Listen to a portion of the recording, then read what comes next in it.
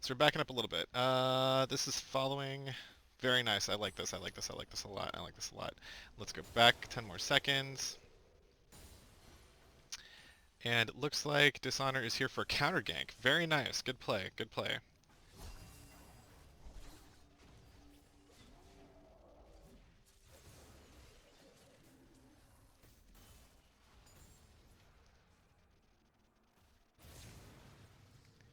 Going for the ignite.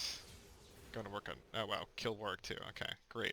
Now this is perfect. This is what I want to see every time. So you get a successful gank, mid laner and jungler down.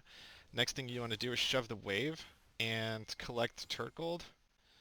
Oh wait, let's go back. Shove the wave, get the turret gold. Because again, everybody needs to know, if you don't know already, turret gold is very, very important. That is a gold advantage that may not necessarily be recouped by your lane counterpart, right? If you get a bunch of turret gold and you protect your turret gold and they don't get them before the turrets expire, or the turret plates expire, that is gold that they can't make up. That's a difference in gold that they can't make up. So that's a permanent advantage that you want to maintain. So this is great. I think you're going for two here. Nice. Okay, great. So we got two plates. And so let's see, we're clearing out vision in the dragon. That's good. Bot lane's got priority. Mid though has to back because influence just picked up a lot of gold. And I think let's see what's going on. Warwick looks like he's in the top half of the map, going around Scuttle or Rift Herald. So Dishonor's hovering. You see Warwick on the top side. That's good, right? I like that timing. You got bot pushed in. Lulu's coming to help. And Nico is stuck in mid. So there's a chance, since you did just clear this area, they know what's up. So Nico looks like she's heading your way. You don't have influence yet. He had to back because he had a bunch of gold he picked up. So you're looking at maybe a 3v3 here. The thing to consider also is that Warwick's got really fantastic move speed, so he could get here in the quickness if he wanted to. Kind of want to pull the dragon out here. That's good. Yeah, get the dragon out. That's fine. Okay, so we see Warwick. He's moving mid, right? He's hauling ass. Influence has to pick this wave up to get the XP. So Nico's hovering around here somewhere, right? And then you've got their bot lane here. They're missing too. So there's a fight that's going to happen over this dragon. You're probably ahead enough to where you can secure it and get it. But here you've got to make a snap decision, right? So depending on which direction you move, one team is going to get encircled and the other team isn't, right? So you want to basically play the numbers game here, right? So this is kind of like how you line up positions in football or basketball or whatever. You've got two below you and two above you.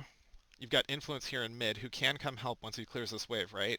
So you're going to have to pick a direction to rush, right? So we're going to kill this dragon, all right? Now, Zyra completely steps out of line, right? She misses her root spell, and she's basically dead in the water here, right? You guys do the right thing with the snap decision to just like rush Zyra, which is good. Um, get her down, and you hard commit in. At this point, right? You've got to turn around. Um, I know that Zaya is a really really tasty target. Um, Normally it makes sense to go for her, but they've got you on both sides here, right? If both of you guys push upwards towards, what is that blob? Is that, oh yeah, no, that's Warwick who got polymorphed. Um, so here, right, Warwick's on your back line, and so will Nico, right? Influence is still catching up. So the best thing to do here is to consolidate and push upwards toward the river, towards influence, to where he can backdoor him, right? Normally you don't want to leave Zaya to free fire like this over and over again, but you have like shields from Lulu. She's got her ulti. She can help you withstand some of that damage, right? So here, yeah. So we'll back up a little bit. We'll back up, right? Let's see. So numbers wise, you want to rush where you have the most numbers. If you're forced into this position where you've got people on both sides, right? So let's keep going. So the collapse north gives you a 4v2. The rush south gives you a 3v2, but then you get backdoored in the end. So in this instance, you're right to kill Zyra, but then you want to push forward up here towards influence, so you can use your numbers advantage again. Because you've got Lulu supporting you, she can keep you alive against all the free firing of Xayah. And if Xayah gets too close, you can just turn on her too. But her mobility isn't going to be able to keep up with you guys. So um, if there's a chance for you to encircle the enemy instead of chasing, typically you want to do that. You want to make that choice instead. Okay, so we are looking at what is the dragon timer? Dragon's about to spawn really soon, and both teams look like they're ready to contest it. The game's not too far out of reach. It's pretty close. It's a what 1K difference. Anyways, the important thing that this replay is going to illustrate is how important it is for everybody to get all their ducks in a row. So if you want to contest for dragon, everybody needs to come with wards, pink wards, everything. So it looks like um, nobody has pink wards. Yes. So again, as ties in earlier, always back at the pink ward. Now this is great, right? Right before dragon, this is exactly what you want to see in the mid lane and bottom lane if possible. But influence has got a fantastic, gigantic push in the turret. Now Nico's gonna have to answer this, or she's gonna lose like a wave and a half worth of XP and take a bunch of turret damage. You're so even if they do get the dragon, you're still coming out a little bit ahead, all things even if everybody walks away. So this is perfect, right? Right before the dragon, you want to set up pushes in the lanes on either side of the dragon. So that's great. Influence is doing a really good job then. Now this is what is going to happen when you do not have enough wards, right? So we see Warwick's there.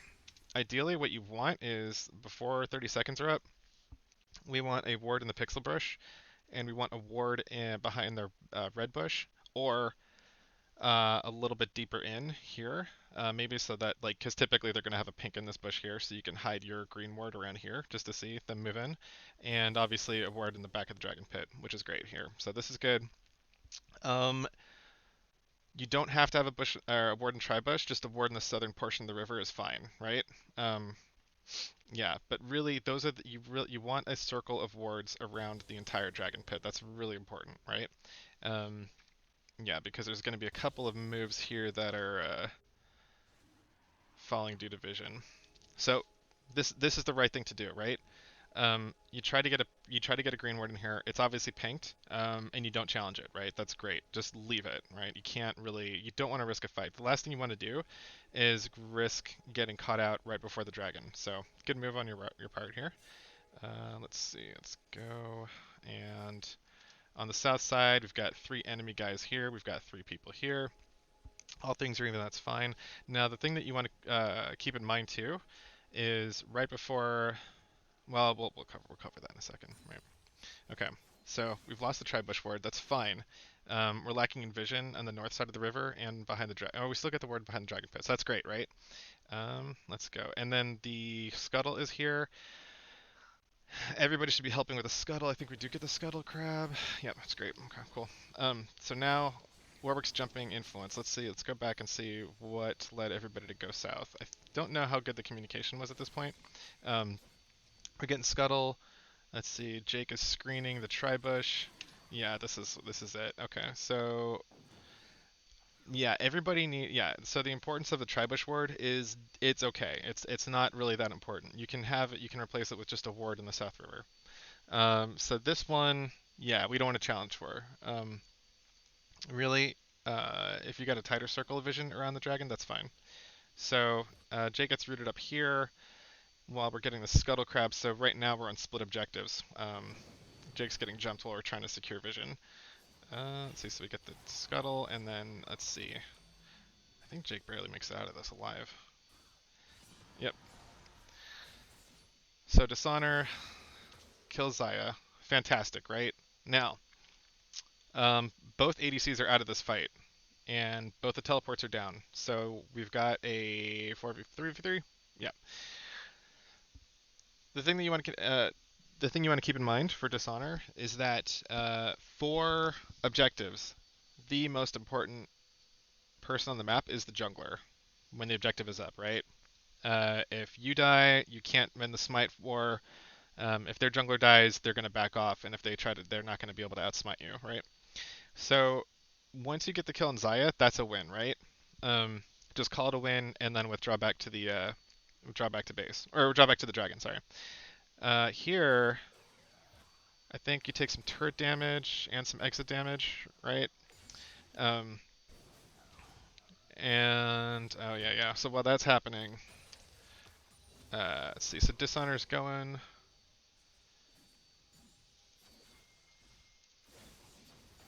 Let's see. So Dishonor comes down to avenge Jake's death. That's great. While that's happening, Warwick is on the back line. So it's not really ideal to have the damage split up like this. If this was a spot where yeah, that matchup right there, mid plus support versus jungler and mid, um, it's not always going to work out. As you can see, I think Anna gets in here barely in time. Warwick's got to leave. So right now, Jake's got to back. I think their ADC is dead, which is good, but you still don't have any vision around the dragon. So this play is kind of broken up at this point. And since we don't have any vision, Dishonor's not going to see the Nikos. She's just still chilling. So all in on the Warwick. Nico comes out and makes the fight uneven. So now we can't challenge because we lost our jungler. So all your ducks in a row before the dragon, right? Everybody group up, stay together, don't get caught in fights for vision. And you want a vision in the pixel bush, by the red buff, or behind the dragon wall, and in the south river or in the tri bush, but don't fight for the tri bush. But basically, that's the little half circle of vision you want around. And the jungler needs to protect themselves, keep their health up. And if the enemy jungler overextends, then you go all in on that guy. Otherwise, just keep it to a clean team fight. Okay. So, in closing, day one was really good. You guys went 2-1, and yeah, you had a really good showing. So, yeah, I had to get kind of a little nitpicky with this set to find mistakes. So yeah, you guys did really good. Yeah, and we'll end this VoD with a fun team fight.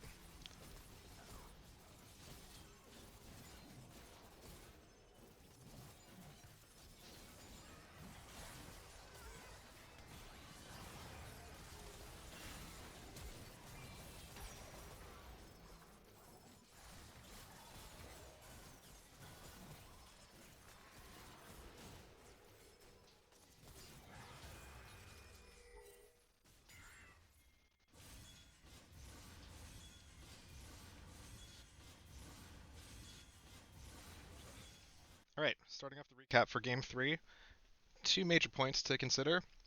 First, use the minimap to pinch the enemy and avoid getting pinched yourself.